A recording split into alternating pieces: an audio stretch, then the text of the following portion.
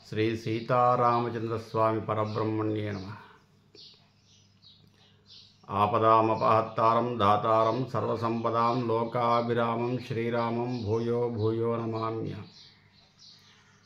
భగవద్బంధులందరికీ కూడా శుభోదయం. శ్రీ విష్ణు సహస్రనామ స్తోత్రము పారాయణము వ్యాఖ్యలో భాగంగా ఈరోజు మరొక శ్లోకాన్ని మనం పరిశీలిద్దాం. యజ్ఞయుజ్యో మహేజ్యచ్చ కతుసత్రం సతాంగతి సర్వదర్శి విముక్తాత్మా సర్వజ్ఞో జ్ఞానముత్తమం.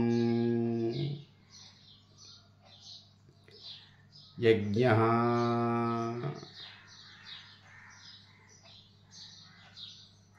యజ్ఞ స్వరూపుడు శ్రీమన్నారాయణ.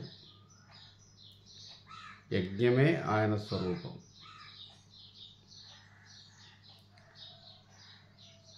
యజ్ఞో నారాయణ, యజ్ఞనారాయణ.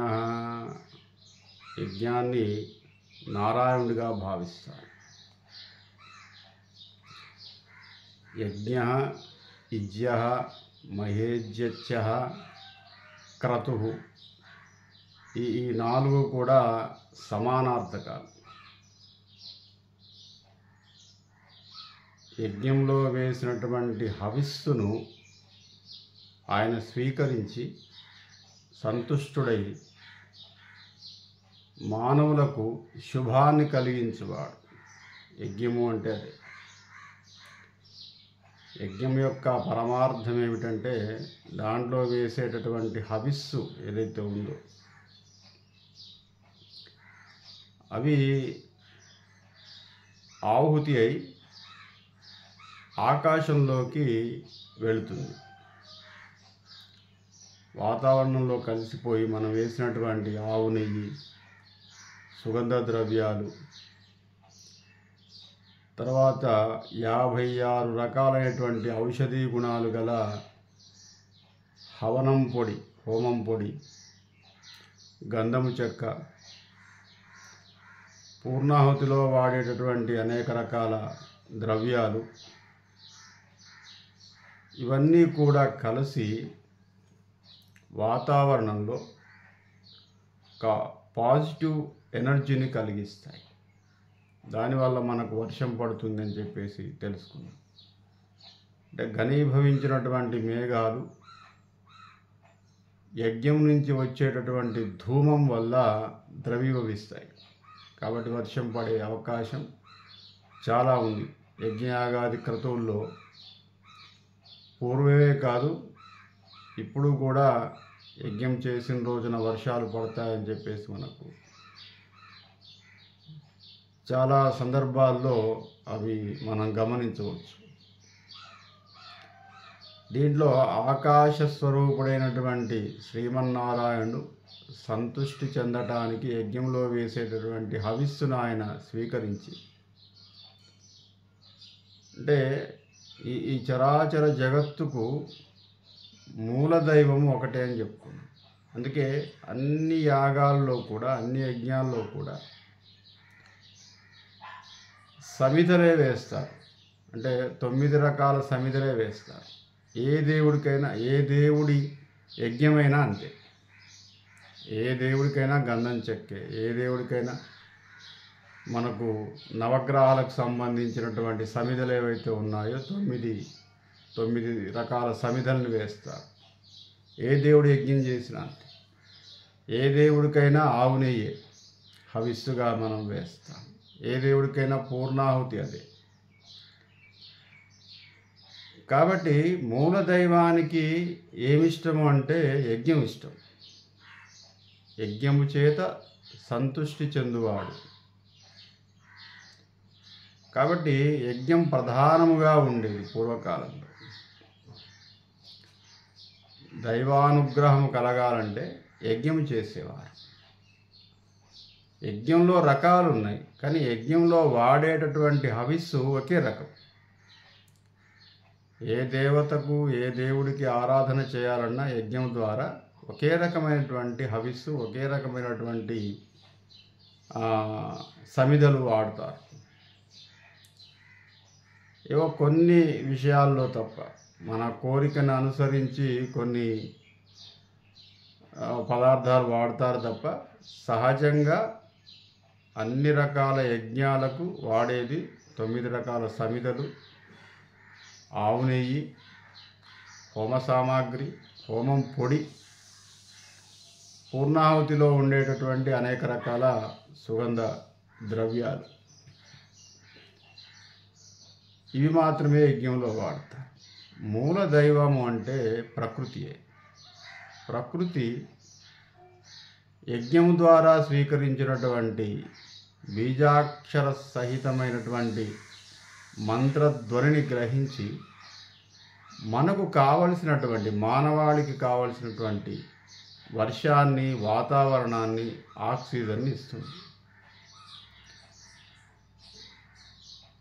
భారతీయులు ఇన్ని రకాల యజ్ఞాలు చేస్తున్నారు, యజ్ఞం ద్వారా ఏదో ఫలితాన్ని పొందుతున్నారని చెప్పేసి విదేశీ శాస్త్రవేత్తలు ఎంతోమంది పరిశీలన చేస్తారు. అసలు ఏమిటి యజ్ఞం? ఇది ఏ దేశంలో కూడా లేదు. ఇది ఒక భారతీయ సంస్కృతిలోనే ఉంది,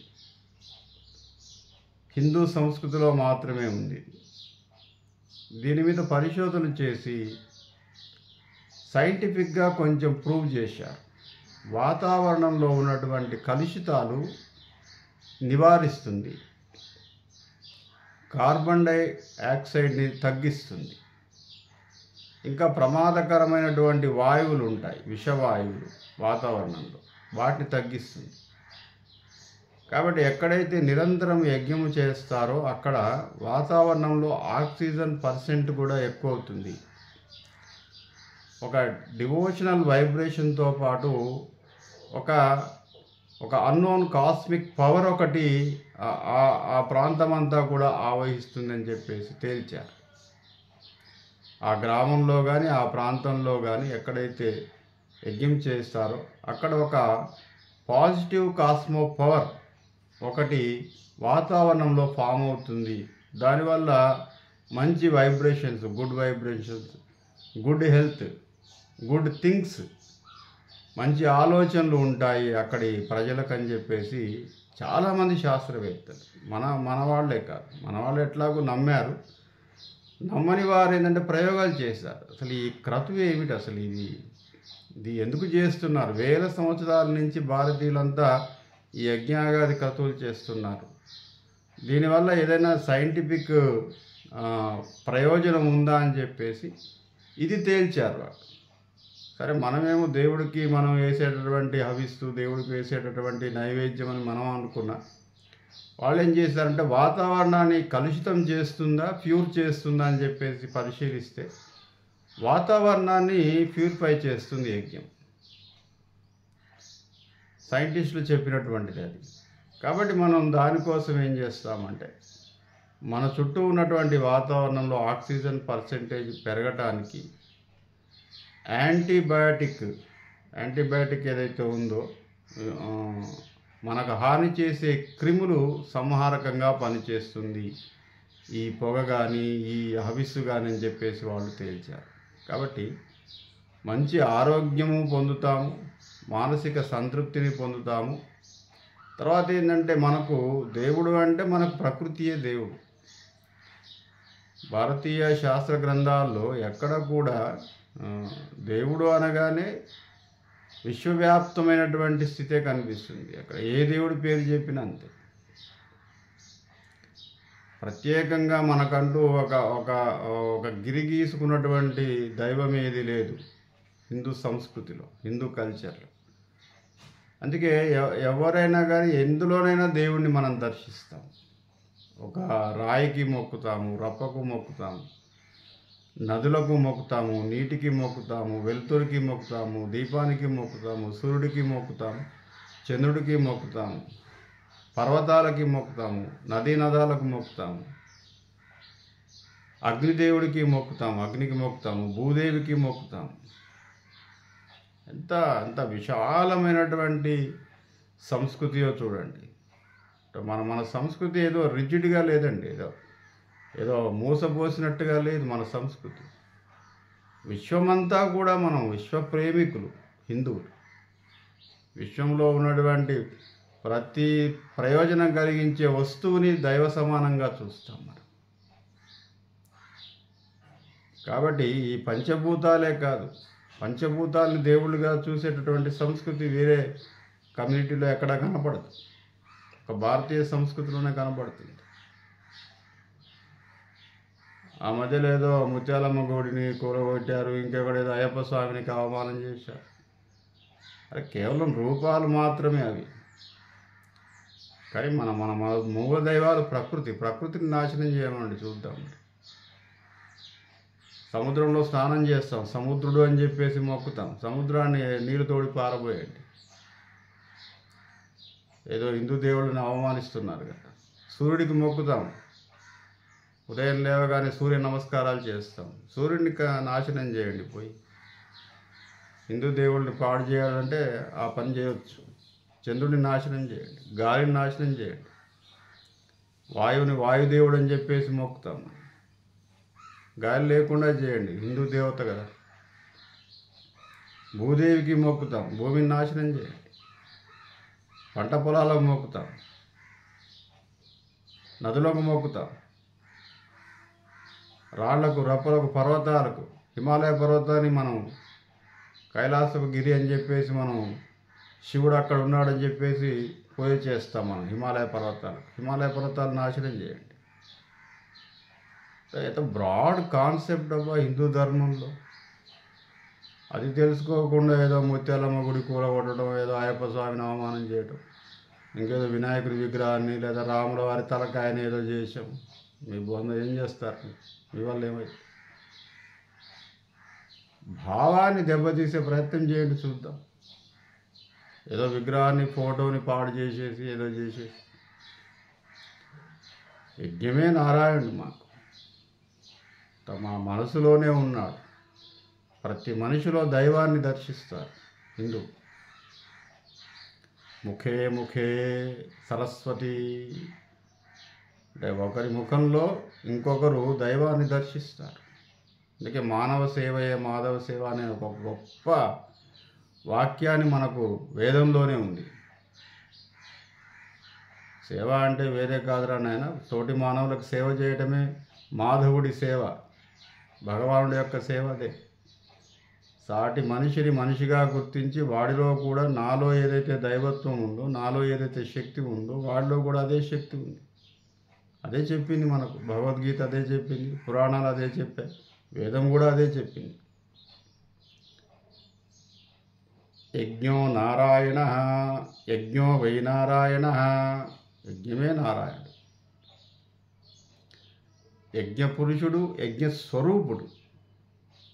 యజ్ఞస్వరూపమే మనం ఆవిస్సు వేసినటువంటి వచ్చేటటువంటి ఆ అగ్నిహోత్రం ఏదైతే ఉందో అది స్వరూపం. అది భగవాన్ యొక్క స్వరూపం ఏంటి అదే. ఇక మనం చెప్పాం కదా, దీపం జ్యోతి పరబ్రహ్మ దీపస్వరూపుడు. భగవాన్ యొక్క రూపం ఎలా ఉంటుంది అంటే ఇంకా దీపం వెలిగించి చూపించటం. ఇదేనా నాయన దేవుడు ఇట్లుంటాడు అంతే. దేవుడు ఈ విధంగా ఉంటాడు. ఆత్మస్వరూపం కూడా అదే, దీపస్వరూపం. ఆత్మ అనేది ఒక వెలుగుతున్నటువంటి ఒక జ్వాల. మనం మరణించిన తర్వాత మరణించేటప్పుడు వాయు రూపంలో ఒక జ్వాల రూపంలో వెళ్ళిపోతాడ. మన కంటికి కనిపించదు. గాలి ఎట్లాగైతే కనిపించదో, ఆత్మ ఎట్లాగైతే కనిపించదో, మన శరీరం నుంచి ఒక దివ్యమైనటువంటి ఒక గాలి వెళ్ళిపోతూ ఉంటుంది. అది జ్యోతిస్వరూపం. ఆ వెలుతురు మనకు కనిపించదండి. కనిపించినటువంటి వెలుగు ఆత్మ. కాబట్టి శరీరం నుంచి వెళ్ళిపోయేటప్పుడు ఒక చిన్న దీపము ఆకారంతో వెళ్ళిపోతుందట. ఆ దీపంగా ఉన్నటువంటి ఆకారాన్నే యమధర్మరాజు తీసుకెళ్తాడని చెప్పేసి మనకు ప్రతీతి. దీపస్వరూపం. ఒక దీపాన్ని వెలిగించి మీ దేవుడు ఎట్లా ఉంటాడంటే మా దేవుడి రూపం అదే అని చెప్పవచ్చు అంతే. వెలుగుతున్న అగ్నిజ్వాలయే మూల రూపమైనటువంటి దైవం. ఏ దేవుడైనా కానీ అలాగే ఉంటాడు. దాంట్లో వచ్చినటువంటి మనకు ఇష్టమైన రూపాన్ని మనం సంతరించుకొని ఆ రూపాన్ని మనం ప్రేయర్ చేస్తాం. మనకున్నటువంటి కోరికలను అనుసరించి, మనకున్నటువంటి భావజాలాన్ని అనుసరించి ఆయా దేవతలను ఆరాధిస్తాం. ఏ దేవుణ్ణి ఆరాధించినా, ఒక చిన్న రాయికి ఒక బొట్టు పెట్టేసినా అది నీకు ఇష్టమైన శివుడే, నీకు ఇష్టమైన నారాయణుడే, నీకు ఇష్టమైన అయ్యప్ప స్వామి. ఒక చిన్న రాయి తీసుకొచ్చి దానికి ఒక కుంకుమ అంటిస్తే చాలు, అది దైవం. మన రాయి దైవము, నీళ్లు దైవము, చెట్లు దైవము. వేప చెట్టు లక్ష్మీ అమ్మవారిగా చూస్తాం. ఇట్లా అనేక రకాల రూపాల్లో మనకు దైవశక్తిని మనం ఆరాధిస్తాం. అదొక గొప్ప భావన. దైవము అనేది ఒక గొప్ప భావన. అంటే ప్రతికి వస్తువుకి గ్రాటిట్యూడ్గా ఉండటం ఎంత గొప్ప విషయం అండి. ఒక చిన్న 5 రూపాయల పెన్ను ఎవడైనా కొనిస్తేనే, మనకు బహుమతి ఇస్తేనే వానికి 20 థ్యాంక్స్లు చెప్తాం. స్టేజ్ మీదకి పిలిపించి ఒక 5 రూపాయల పెన్ను ఎవరైనా ఇస్తే, థ్యాంక్స్ అండి, ఒక 5 రూపాయల పెన్ను ఇచ్చాం. అరే, ఇంత పెద్ద ప్రపంచాన్నే ఇచ్చాడు భగవంతుడు మనకు. ఎంత థ్యాంక్స్గా చెప్పాలి, ఎంత గ్రాట్యుటీగా ఉండాలి. అది వదిలేసి వీడు ఈ దేవుడిని పూజిస్తున్నాడు, వాడు ఆ దేవుడిని పూజిస్తున్నాడు, వాడు దేవుడు కాడు, వీడు దేవుడు కాడు, ఎవడు దేవుడు కాదు, రాముడు కాదు, కృష్ణుడు కాదు. అరే, నువ్వు ఏది నమ్ముతావో అది చూసుకో, ఎదుటివాడి గురించి ఎందుకు? నమ్మిన వాడిని నమ్మినట్టుగా ఉండని, వాడిని ఏమంటున్నాడు, వాడి మార్గం అది. అయ్యప్ప స్వాములు గారు, ఇంకెవరో స్వాములు గారు ఈ మాలలేయటం ఏంది, ఇదంతా ఏదో ఆ మధ్యలో వాడు విమర్శిస్తూ ఉన్నాడు. మరి నీకెందుకురా నాయన, వాడి బాధ ఏదో వాడు పడుతున్నాడు. దైవదర్శనం కోసం, ఆత్మజ్ఞానం కోసం, విముక్తి కోసం ఏదో ప్రయత్నం చేస్తున్నాడు. వాడు నిన్నేమైనా అంటున్నాడు? పని కట్టుకొని స్టూడియోలలో కూర్చొని ఈ సంస్కృతిని అంతా కూడా విమర్శించే వాళ్ళు కొంతమంది తయారయ్యారు. వాడికి ఒక్క ముక్క తెలియదు. మళ్ళీ ఓ భగవద్గీత చదవాలంటే చదవడు, పురాణాలు చదివాడంటే చదవడు, ఇంకా వేదం గురించి తెలుసా అంటే తెలియదు. కొన్ని ఎవరైనా గొప్ప వ్యక్తుల జీవితాల చరిత్రను చదివామంటే అది తెలియదు, ఏమి తెలియదు. స్టూడియోలో కూర్చుంటాడు, ఏదో అవకాశం వచ్చిందని చెప్పేసి అవాకులు చెవాకులు. ఏ దేవుడైనా ప్రపంచానికి హాని కలిగించడు, ప్రయోజనాన్ని కలిగిస్తాడు. ఏ విధంగా? ఈ విశ్వంలో ఉన్నటువంటి అనేక రకాల యొక్క శక్తుల వల్ల, ఇవన్నీ కూడా శక్తులు ఆయన సృష్టించినవి, ఆయన ద్వారా ప్రయోజనాన్ని పొందుతున్నాం, అంతే. అదే దేవుడిచ్చేది. మనకు బ్రతకటానికి కావలసినటువంటి అన్నీ కూడా ఈ ప్రపంచంలో ఉన్నాయి. గాలి, నీరు, నిప్పు, ఆకాశము, భూమి, ఇవన్నీ మనకి కావు. ఆయన సృష్టించి ఇచ్చాడు. మనకు కంటికి కనిపిస్తుంది కదా. భూమి మనకు ఎంత ప్రయోజనాన్ని చేస్తుంది? ఎవరు ప్రయోజనం చేసేవాడే దేవుడు కదా. గాలి ఎంత ప్రయోజనాన్ని కలిగిస్తుంది? అందుకే దేవుడు. సూర్యుడు ఎంత ప్రయోజనాన్ని కలిగిస్తున్నాడు? అందుకే దేవుడు. అంతే. ఎవరు మానవాళికి ఎక్కువ ప్రయోజనాన్ని కలిగిస్తారో వారు దైవ సమానులు, అంతే. దైవమే. ఆ విధంగా ఉండి మనం ఏం చేస్తామంటే, మనం ఏమి ఇచ్చుకోలేము దేవుడికి. దేవుడు మనకు అన్నీ ఇస్తున్నాడు. వాస్తవంగా ఇవ్వటం ఆయన ధర్మం కూడా. భగవానుడు ఆయన సృష్టించినటువంటి జీవాలకు, మానవాళికి ఆయన అన్నీ కల్పిస్తాడు, అంతే. ఆయన ధర్మం అది, దైవ ధర్మం. మనం ప్రేయర్ చేసినా చేయకపోయినా, మనం కొలిచినా కొలవకపోయినా, కొబ్బరికాయ కొట్టినా కొట్టకపోయినా, దండం పెట్టినా పెట్టకపోయినా ఆయన ధర్మం అది. తల్లి ధర్మం ఏమిటి అంటే బిడ్డని కాపాడుకోవడం, బిడ్డను రక్షించుకోవడం, బిడ్డకు అన్నం పెట్టడం, బిడ్డకు స్నానం పోయటం. వాడు పెరిగి పెద్దగా తల్లినే చంపేటట్టుగా అయితే అవి ఊహించదు ఆమె. వీడు పెద్దగా అయిన తర్వాత ఏమవుతాడో, నన్ను కొడతాడేమో అని భయంతో ఏం చేయదు. ఆ సమయంలో తన బిడ్డ అంతే. వాడు 30 ఏళ్ళు వచ్చిన తర్వాత ఏమవుతాడో, వాడు తల్లిని చంపేవాడవుతాడో, తండ్రిని చంపేవాడవుతాడో ఆమె ఏం ఊహించదు, రక్షిస్తూ ఉంటుంది. అంతే. దైవము అంటే అదే, ఎల్లప్పుడూ ఇచ్చువాడు ఆయన. కాబట్టి అట్టి దైవం యొక్క రూపం ఏమిటంటే యజ్ఞం. యజ్ఞంలో వేసేటటువంటి హవిస్సు ఏమిటంటే ఆయనకు మనం ఇచ్చేటటువంటి ఒక ఒక భోజనం. ఇంత పెద్ద విశ్వాన్ని ఇచ్చావు కాబట్టి నాయన నేను నీకేమీ ఇచ్చుకోలేను. ఇక నీకు ఇష్టమని చెప్పేసి మా పెద్దలు చెప్పారు, నీకు ఆవు నెయ్యి ఇష్టము, ఏదో హోమద్రవ్యం ఇష్టము, ఏదో కొబ్బరికాయ ఇష్టము, లేదా ఏదో పాయసం ఇష్టము. కాబట్టి పెద్దలు చెప్పారు నాయన ఇవి నీకు ఈ యజ్ఞంలో వేస్తున్నాను, ఎందుకంటే యజ్ఞ పురుషుడే దైవం అని చెప్పేసి మా పెద్దలు చెప్పారు. కాబట్టి తద్వారా మనకు సైంటిఫిక్గా కూడా మనకు కొంత ప్రయోజనాన్ని కలుగుతుంది. వాతావరణం ప్యూర్ అయిపోతుంది, ఆక్సిజన్ పర్సంటేజ్ పెరుగుతుంది, వర్షం పడే అవకాశం ఉంది. దానివల్ల క్రిమికీటకాలన్నీ కూడా చుట్టుపక్కల చనిపోతాయి, యాంటీవైరస్ చనిపోతుంది, బ్యాడ్ బ్యాక్టీరియా ఏదైతే ఉందో దాన్ని కూడా మనం నాశనం చేస్తుంది యజ్ఞం యొక్క ధూమం, పొగ. యజ్ఞో నారాయణ. స్వస్తి ప్రజాభ్య.